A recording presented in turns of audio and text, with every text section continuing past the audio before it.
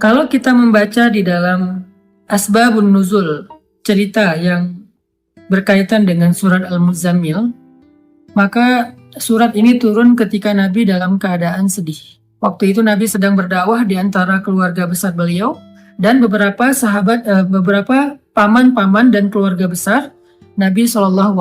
Jadi lagi berdakwah di antara keluarga besar, kemudian beliau mendapatkan penolakan, terutama penolakan dari Abu Lahab. Kalau yang lain nggak menolak, hanya diam saja. Kalau Abu Lahab menolak dengan kasar, menolak dengan marah, menolak dengan menghina, mencela, sampai ngata-ngatain Nabi, engkau itu anak yatim, kamu harus tahu diri, kamu itu siapa yang selama ini membesarkan kamu, kami adalah paman-paman kamu, seandainya kamu mau mengajarkan kami lebih tahu daripada kamu, karena kami lebih tua, kami lebih banyak pengalaman, kami. Abu Lahab menolak dakwah Nabi dengan sombong. Sehingga kalimat-kalimat Abu Lahab ini membuat Nabi merasa sedih. Setelah Nabi berdakwah kepada keluarganya, Nabi juga berdakwah kepada tetangganya, kepada beberapa orang yang beliau kenal, kemudian kepada masyarakatnya yang ada di kota Mekah, dan sebagian besar dari mereka itu menolak Nabi. Bahkan tidak sedikit dari mereka yang menolak Nabi dengan cara-cara yang menyakiti perasaan Nabi. Karena Nabi juga manusia biasa, beliau seorang yang pemaaf, beliau seorang yang lapang dada, tetapi beliau juga punya perasaan. Bukan berarti beliau plain, lempeng, nggak punya rasa gitu. Bukan, beliau juga seorang yang sangat halus perasaannya, walaupun sangat pemaaf. Halus perasaannya walaupun sangat lapang dada. Sehingga kalimat-kalimat yang beliau dengar dari pemuka Quraisy yang durhaka itu menyakiti perasaan Nabi, membuat Nabi sedih. Dan yang lebih lagi menyakiti perasaan Nabi itu bukan karena dikata-katain, tapi karena justru Nabi kasihan sama mereka. Bisa ngebayangin gimana nasib mereka nanti di akhirat jika mereka menolak dakwah Nabi SAW. Sehingga dalam keadaan yang seharian Nabi lelah berdakwah, keliling ke sana kemari ditolak, ketuk pintu rumah nggak dibukain, datang ke sebuah tempat yang kerumunan orang diusir, Nabi diperlakukan seperti orang yang hina, seperti orang gila, semua menjauh dari Nabi. Sehingga Nabi pulang ke rumah di malam hari setelah seharian capek, dalam keadaan berkeringat, dalam keadaan kotor karena dilempari, Nabi pulang ke rumah. Untungnya Nabi memiliki seorang istri yang sangat pengertian, sangat bijak, solehah, yaitu Sayyidah Khadijah. Nabi pulang ke rumah. Dibukain pintu rumahnya oleh Sayyidah Khadijah, dan Khadijah paham betul keadaan Nabi, sehingga ketika Nabi sampai di rumah, Khadijah mempersiapkan kebutuhan Nabi, makan malamnya, kemudian Nabi mandi dulu biar seger. Setelah mandi Nabi makan, kemudian setelah itu Nabi bercerita kepada Khadijah, Khadijah hari ini aku keliling tetapi diusir, Khadijah begini, Khadijah begitu.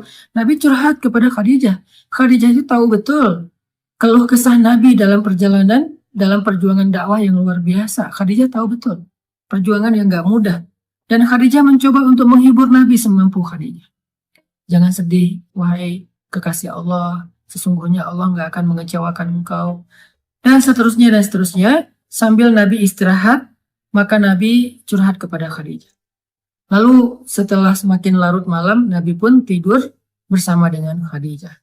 Dalam keadaan masih ada rasa yang berat di hati beliau. Kalau Nabi capek secara fisik, maka Nabi bisa istirahat dengan makan, mandi, kemudian tidur.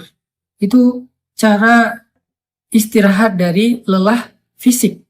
Tetapi ternyata Nabi waktu itu bukan hanya lelah fisiknya, yang lebih berat lagi adalah Nabi lelah batinnya. Ini buat kita semuanya, semua kita pasti merasakan lelah batin. Kalau lelah fisik, kita tahu obatnya. Ketika kita lelah secara fisik, kita bisa istirahat dengan duduk, kita bisa istirahat dengan goler-goler, berbaring, kita bisa istirahat dengan tidur lelap, kita bisa istirahat dengan santai-santai, kita bisa istirahat dengan makan dan minum, ngopi, ngeteh, minum jus, makan buah, kita bisa istirahat dengan nonton, kita bisa istirahat dengan bercanda dengan anak-anak, dengan keluarga. Itu adalah cara kita melepaskan lelah fisik, merecovery lelah fisik. Sakit Fisik juga demikian, recovery-nya kita bisa dengan bed rest, kita bisa dengan minum obat, kita bisa dengan terapi. Itu adalah cara kita recovery sakit fisik, lelah fisik. Tapi bagaimana kalau kita sedang lelah batin, sakit batinnya, perasaannya yang sakit, hatinya yang sakit, pikirannya yang sakit, jiwanya yang sakit, dalam tanda petik. Gimana cara kita merecovery semua itu? Gimana cara kita ngobatin batin kita yang sedang terganggu? Gimana cara kita ngobatin hati kita yang terluka? Gimana cara kita ngobatin perasaan kita yang tergores? Ternyata bukan dengan entertain. Cara ngobatin jiwa kita, cara ngobatin hati kita adalah dengan zikrullah, mengingat Allah. Kenapa bisa kayak gitu, Ustaz? Karena jiwa kita itu, roh kita itu asalnya dari langit. Beda sama jasad kita, fisik kita. Jasad atau fisik kita itu asalnya dari bumi. Sehingga ketika dia sakit, maka obat-obatnya ada di bumi. Tapi kalau roh kita, jiwa kita itu ditiupkan oleh Allah asalnya dari langit. Sehingga kalau dia ngerasa sakit, terganggu, maka obatnya ada di langit. Apa obat yang ada di langit? Zikrullah, mengingat Allah. Banyak orang yang salah paham tentang ini. Dia sebetulnya nggak lelah fisik. Kalaupun lelah fisik, nggak terlalu lah. Yang lebih lelah itu sebetulnya jiwa dia. Yang lebih lelah itu sebetulnya hati dia. Yang lebih lelah itu sebetulnya pikiran dia. Yang lebih lelah itu sebetulnya perasaan dia. Maka dalam kelelahan seperti itu, dia mencoba untuk merecovery-nya dengan cara jalan-jalan, dengan cara nonton, dengan cara entertain, dengan cara goler-goler, dengan cara tidur lelap dari pagi sampai sore, malam sampai pagi lagi. Dia pikir dengan begitu dia bisa melupakan rasa sakit hatinya. Ternyata setelah dia melakukan itu, lelahnya nggak hilang. Beban di hatinya itu nggak menjadi ringan. Luka di perasaannya itu nggak menjadi sembuh. Kenapa? Karena dia bukan sedang lelah fisik. Dia bukan sedang capek secara fisik. Dia bukan sedang sakit secara fisik. Dan itulah yang terjadi kepada Nabi SAW. Sehingga ketika Nabi pulang ke rumah, Nabi capek. Tapi yang lebih capek lagi perasaan dan hati beliau.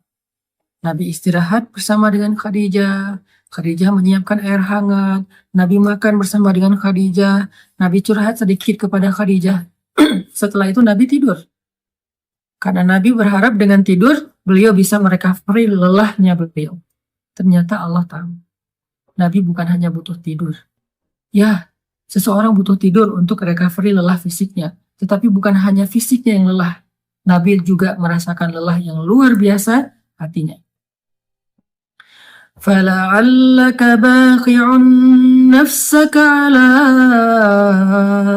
آثَارِهِمْ فَلَعَلَّكَ بَاخِعٌ نَفْسَكَ عَلَىٰ آثَارِهِمْ إِن لَّمْ يُؤْمِنُوا بِهَٰذَا الْحَدِيثِ أَسَفًا.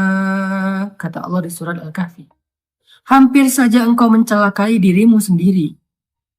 Hampir saja engkau mencelakai dirimu sendiri. Karena merasa berat terhadap pengingkaran mereka. Merasa berat terhadap kedurhakaan mereka, merasa berat terhadap kekufuran mereka, hampir saja engkau mencelakai dirimu sendiri. Hampir saja engkau membebani perasaanmu sendiri. Itu yang dirasakan Nabi. Nabi sangat terbeban. Bukan terbeban secara subjektif perasaan pribadi beliau, bukan. Beliau itu terlalu menginginkan hidayah kepada umatnya. Beliau itu akan sangat sedih kalau ada yang menolak dakwah beliau. Bukan karena pribadinya, tetapi karena kasihan kepada mereka. Allah tahu Nabi sedang merasakan itu. Sehingga ketika Nabi tertidur, terlelap, Muzammil itu sebuah kiasan bahwa Nabi itu tidur lelap. Dalam bahasa Arab, orang kalau tidur lelap itu diistilahkan dengan berselimut. Walaupun bisa juga bermakna memang Nabi memakai selimut, tetapi Al-Quran lebih dalam dari itu. Al-Quran sedang tidak bicara hanya soal selimut yang dipakai Nabi, tetapi Al-Quran itu adalah bahasa sastra, bahasa yang tinggi. Maknanya itu tidak sedangkal pemaknaan kita, pasti pemaknaannya lebih dalam lagi. Sehingga kalimatnya ayyuhal muzammil, wahai orang yang berselimut di sini artinya wahai orang yang sedang lelap dalam tidurnya. Wahai orang yang sedang nyaman dengan tidurnya. Kan berselimut itu nyaman, lelap ya. Wahai orang yang sedang beristirahat dari lelah fisiknya dengan cara tidur. Allah tahu Nabi butuh istirahat, tidur agar bisa merecovery capek secara fisik. Tetapi Nabi juga butuh sesuatu yang bisa merecovery capek batin, perasaan, jiwa, dan pikiran beliau. Sehingga Allah berfirman, Qumil lail, bangunlah di malam hari.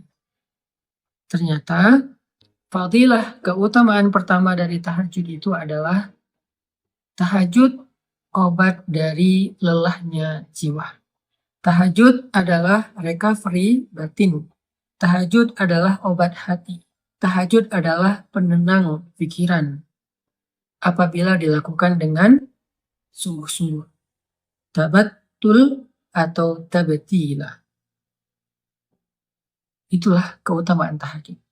Setelah Nabi beristirahat dengan cara tidur untuk merecovery lelah fisiknya, Allah suruh Nabi juga untuk melakukan sesuatu yang bisa merecovery lelah batinnya. Apa itu? Qumil lail, berdirilah di malam hari. Bangun malam, tahajud. Sehingga buat kita semua yang pernah merasakan lelah batin, atau mungkin sekarang sedang merasakan itu, sedang ngerasa lelah batinnya, sedang ngerasa capek jiwanya, sedang ngerasa sakit hatinya, sedang ngerasa terluka perasaannya, sedang ngerasa galau pikirannya, qumil lail, bangunlah di malam hari, maka Allah Subhanahu wa Ta'ala akan mengobati luka di hati kita. Seperti obat yang bisa menyembuhkan luka di fisik kita. Bangunlah di malam hari, maka Allah akan menyembuhkan sakit hati kita. Seperti obat yang bisa menyembuhkan sakit fisik kita. Bangunlah di malam hari, maka Allah akan menyembuhkan goresan di perasaan kita. Sebagaimana obat bisa menyembuhkan goresan luka di kulit kita. Bangunlah di malam hari, maka Allah Subhanahu wa Ta'ala akan menenangkan pikiran kita. Sebagaimana ada jenis obat yang bisa menenangkan kita dari rasa sakit. Bangunlah di malam hari, maka Allah akan melapangkan dada kita. Sebagaimana obat bisa menjadikan kenyamanan bagi kita yang sedang merasakan kesakitan. Bangunlah di malam hari. Allah Subhanahu wa Ta'ala akan menyembuhkan penyakit-penyakit amradul qulub atau perasaan tidak nyaman di jiwa kita. Itu fadilah keutamaan pertama dari tahajud atau tarawih apabila kita melakukannya dengan benar. Jadi sekarang kita jadi tahu recovery yang kita butuhkan itu ada dua. Ada recovery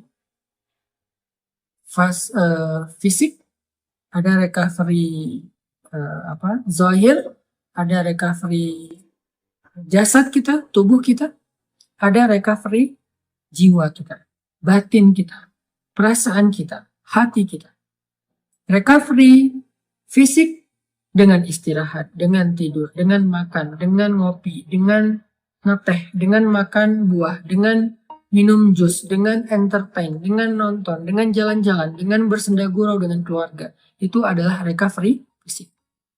Sedangkan recovery batin, jiwa, perasaan, dan pikiran kita, hati kita dengan zikrullah. Dan zikrullah yang paling baik itu di antara sekian banyak zikrullah adalah qiyamul lail, salat malam. Kenapa? Jawabannya ada di ayat ke-6, inna nasyi'atal lail asyaddu wat'an wa aqwamu qila. Karena malam hari itu lebih menenangkan buat kita dan lebih mudah untuk khusyuk. Itu fadilah pertama dari tahajud atau qiyamul lail atau salat tarawih.